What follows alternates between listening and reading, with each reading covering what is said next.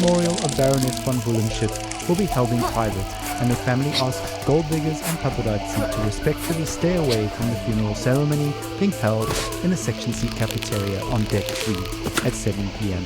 Dome time. All right, on with the show.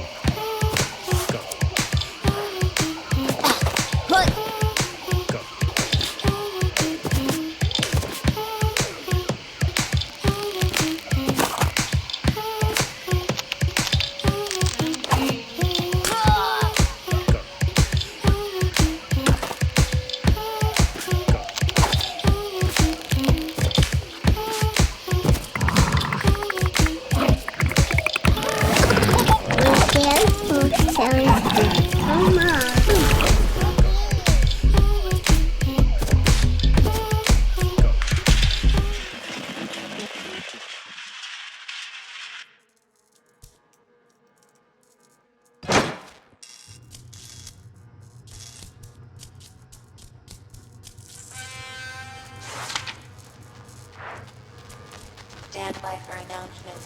Falcon 1 has discovered its urgent position. Evacuate immediately. Await instructions from the insurgency leadership. This is not a test. Stand by for announcements. Falcon 1 has discovered its urgent position. Evacuate immediately. Await instructions from the insurgency leadership. This is not a test. Stand by for announcements. Falcon 1 has discovered evacuate immediately. Await instructions from the insurgency leadership. This is not a test.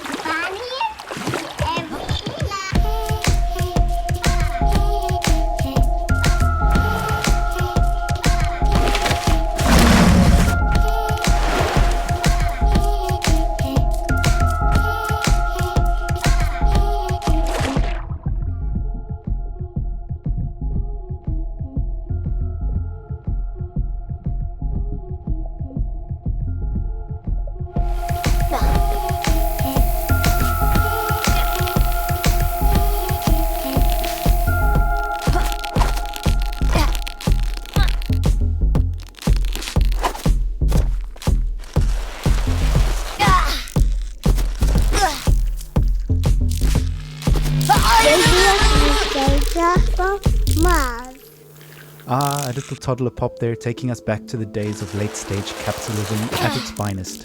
Child labor never sounded so sweet. On that note, it's time for another story, a look back at life on open road, and look forward to the long road ahead. Stories, memories, the good old days, original sources, authentic tales, hope, inspiration, radio nostalgia from Mars. Crying while riding a Harley-Davidson is the actual meaning of life. I'm serious. I tried to recreate that feeling here on Mars. So I took a Tesla City Delivery EVA for a spin on the Planitia Plains, but it's like driving a janky VR simulation. It made me miss riding my motorcycle, my journey even more. At 35, for 30 days in the blistering heat of July, I took a 4,600-mile trip across America on my motorbike. We set off from California, we zigzagged up and down the country, and covered 18 states all the way up to New York City, where I was to take over my father's company. During the trip, the biggest surprise for me was how much of my thinking was practical. Even banal, I just focused on staying alive at 70 miles an hour on two wheels with crazy winds buffeting me in all directions. So while my mind was this constant barrage of compulsive thoughts, those thoughts were generally practical. Like, how do I get to that destination before dark? Am I drinking enough water? Am I hydrating?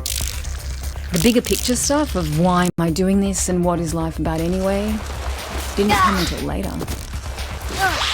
We started the trip at the peak of California's infamous orange heat wave, and we rode it for 5 days in temperatures you wouldn't believe. Some mornings I'd have sweat dripping from my elbows before we even set off. My eyes hurt from the sun. Sometimes I'd wake up so sore I could barely move. My inner thighs had engine burn. And even though those closest to me actually didn't think I'd make it, I learned that I could physically overcome much more than I thought. So after that rite of passage, I knew I could take over the company. Instead of being an entitled little brat whose father would pay for her theatre career, I turned the company into $1 trillion business. And now, here I am with my family on Mars, among the last representatives of humanity in the universe. But aside from this high-minded idealism, life has no meaning. Because of these damn EVA suits, there's no wind on the highway here. No open air solitude that makes you feel one with the world like back on Earth. On Mars, even if you manage to get outside, you're still trapped in a bubble of your own stale air. No matter where you go, isolation clings to you. Unlike the open road, it's an experience of void, of wholeness. There's no dancing asphalt in the heat, and no neon-lit diners, and 2 a.m. omelettes with green bell peppers and yellow cheddar with a side of burnt hash browns, greasy bacon and black coffee. Instead, there's this barren rock and strictly monitored oxygen levels in sterile domes. We live in bubbles within bubbles. I admire how far we've come and how resilient we are, but I wonder, maybe we're just fooling ourselves. Just like during my epic ride, we've mostly figured out the banal questions about water and food and sanitation, and now the greater questions are looming. What are we really doing here? What is our future? And what will the meaning of life be for my kids? At any rate, the point is, I miss my Jolene. That's all. Thanks for listening. Thank you for taking us on that ride with you, Bojana. Your story is an inspiration for all and reminds us to face our difficulties head-on and to value the small things in life, even out here on Mars. Motorcycles, grease, wind in the hair, what better way to remember than some Saturday's rock for the road. Radio Nostalgia from Mars.